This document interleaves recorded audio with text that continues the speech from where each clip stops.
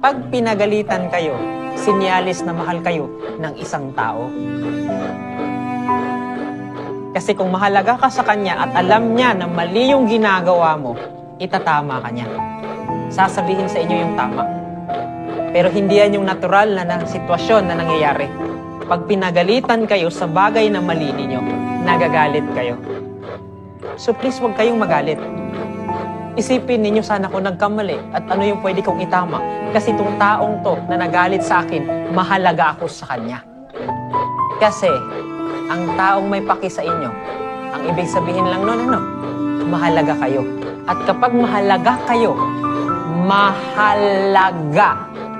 Anong mayroon doon? Mahalaga. Ibig sabihin, pag mahalaga kayo sa isang tao, mahal kayo ng tao na yan.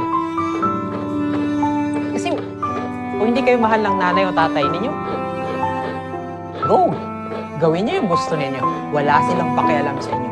Pero as long as na may pakialam at pinapagalitan kayo, it's a sign na kahit papaano, mahal kayo ng parents ninyo.